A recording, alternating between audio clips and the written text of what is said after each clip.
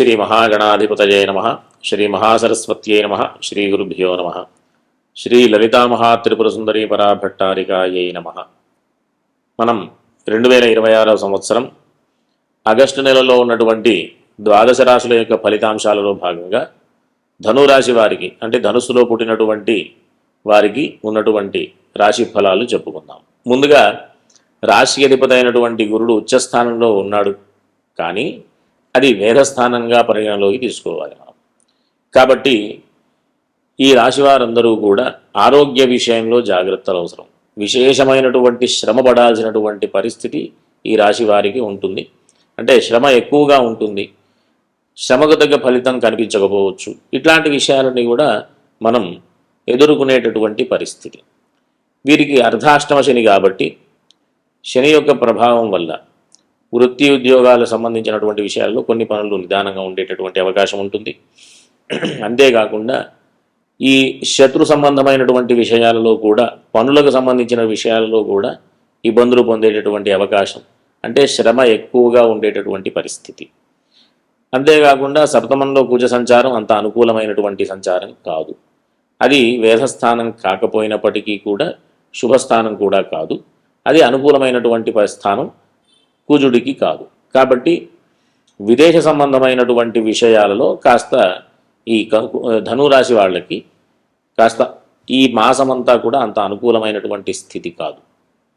కాబట్టి చేసేటటువంటి పనులలో చిన్న చిన్న ఇబ్బందులు వస్తే గనక వీరందరూ కూడా హనుమాన్ చాలీసా, దాని తరువాత సుబ్రహ్మణ్య స్వామి సంబంధించినటువంటి సుబ్రహ్మణ్య కరావలంబ స్తోత్రం, సుబ్రహ్మణ్య అష్టకం మొదలైనటువంటి స్తోత్ర పారాయణ చేసుకోవడం, శనివారం ఆంజనేయ స్వామి దర్శనాలు చేసుకోవడం, మంగళవారం సుబ్రహ్మణ్య స్వామి దర్శనాలు చేసుకోవడం చాలా మంచిది.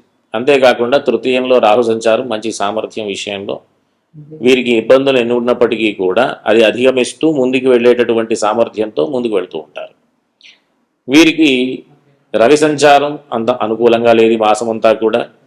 కాబట్టి ప్రతిరోజు కూడా హనుమాన్ చాలీసాతో పాటుగా ఈ ఆదిత్య హృదయం కూడా పారాయణ చేయడం ద్వారా మంచి ఫలితాలు పొందేటటువంటి అవకాశం ఉంటుంది.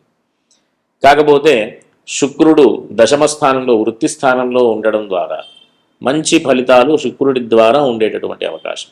కొన్ని చికాకులు ఉన్నప్పటికీ కూడా వాటన్నింటినీ కూడా అధిగమిస్తూ చక్కటి ఫలితాలు పొందుతూ వృత్తి ఉద్యోగ వ్యాపారాలలో మంచి అభివృద్ధిని పొందేటటువంటి లాభదాయకమైనటువంటి పరిస్థితి శుక్రుడి ద్వారా పొందేటటువంటి అవకాశం.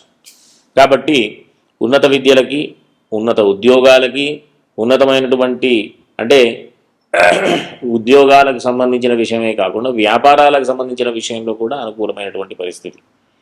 కాబట్టి కేవలం ఈ విదేశ సంబంధమైనటువంటి విషయాలలో కొన్ని జాగ్రత్తలు అవసరం.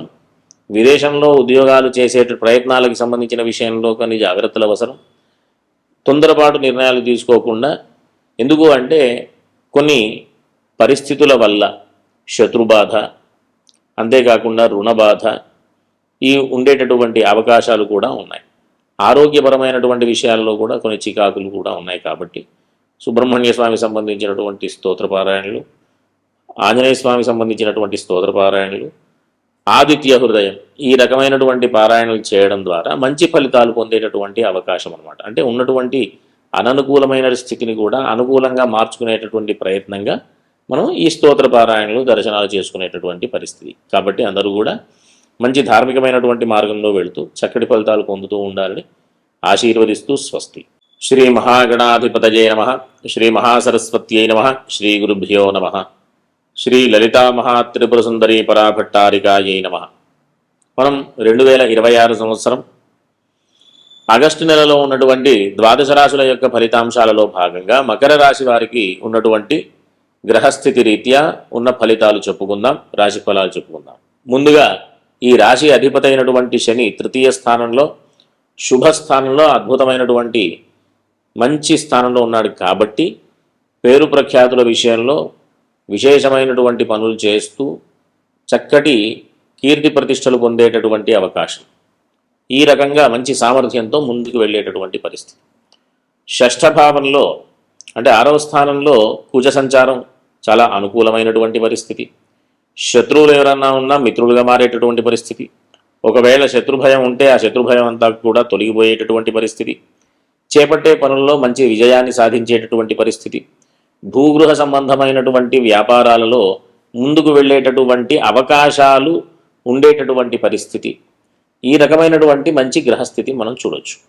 అంతేకాకుండా తృతీయ స్థానాధిపతి అయినటువంటి గురుడు తృతీయ వ్యయస్థానాధిపతి, ఈ రెండు స్థానాలకి అధిపతి అయినటువంటి గురుడు సప్తమంలో ఉచ్చస్థానంలో ఉండడం ద్వారా విదేశాలకు సంబంధించినటువంటి ప్రయత్నాలు సఫలమయ్యేటటువంటి అవకాశం, మంచి అద్భుతమైనటువంటి ఉన్నత విద్యలకు కానివ్వండి, ఉద్యోగాల విషయంలో కానివ్వండి, విదేశాలలో నివాసం కోసం కానివ్వండి, విదేశాలకు సంబంధించినటువంటి ప్రయాణాల విషయాలలో కానివ్వండి మంచి ఫలితాలు పొందేటటువంటి అవకాశం ఉంది. రవి సంచారం ఈ మాసమంతా కూడా మధ్యమంగా, అటు వేదస్థానం కాదు, అటు శుభస్థానం కాదు, మధ్యమ ఫలితం కాబట్టి, మధ్యమమైనటువంటి సంచారం కాబట్టి అంత ఇబ్బంది కలిగించేటటువంటి స్థానమేం కాదు. రవికి రంధ్రస్థాన దోషం లేదు, అష్టమ స్థానంలో సంచారం యొక్క దోషం, రవికి స్వక్షేత్రంలో ఉంటాడు కాబట్టి ఇబ్బంది ఏం లేదు, కాబట్టి మంచి ఫలితాలు ఆ రకంగా కూడా చూసుకోవచ్చు. అంతేకాకుండా వివాహ ప్రయత్నాలు సఫలమయ్యేటటువంటి అవకాశం, వివాహ విషయాలలో మంచి ప్రయత్నాలు చేయడం ద్వారా మంచి ఫలితాలు పొందేటటువంటి అవకాశం కూడా ఉంది.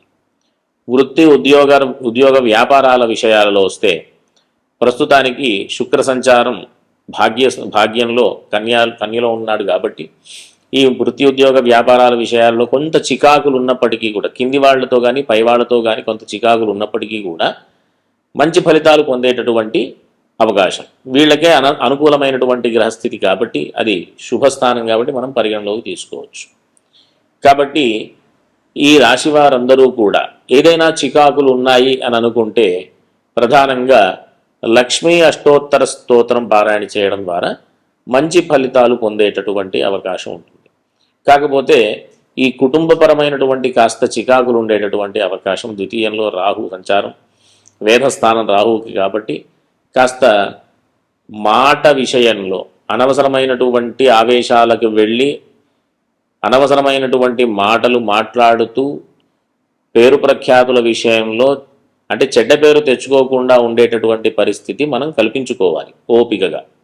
కాబట్టి కుటుంబపరమైనటువంటి విషయాలు, మాటకు సంబంధించినటువంటి విషయాలు, ఆర్థిక సంబంధమైనటువంటి విషయాలలో కూడా ఏదైనా చికాకులు ఉన్నాయి అని అనుకుంటే వీరందరూ కూడా, ఈ రాశి వారందరూ అంటే మకర రాశి వారందరూ కూడా దుర్గా అమ్మవారికి సంబంధించినటువంటి స్తోత్ర పారాయణలు, అంతేకాకుండా లక్ష్మీ అష్టోత్తర స్తోత్రం పారాయణ చేస్తూ ప్రతి మంగళవారం అవకాశం ఉంటే గోసేవ చేసుకోవడం ద్వారా మిగతా అన్ని విషయాలలో అనుకూలంగా ఉండేటటువంటి పరిస్థితి వీరు పొందేటటువంటి అవకాశం ఉంటుంది. కాబట్టి అందరూ కూడా చక్కగా ధార్మికమైనటువంటి మార్గంలో వెళుతూ మంచి పనులు చేస్తూ చక్కటి కీర్తి ప్రతిష్టలు పొందుతూ సుఖంగా ఉండాలని ఆశీర్వదిస్తూ స్వస్తి.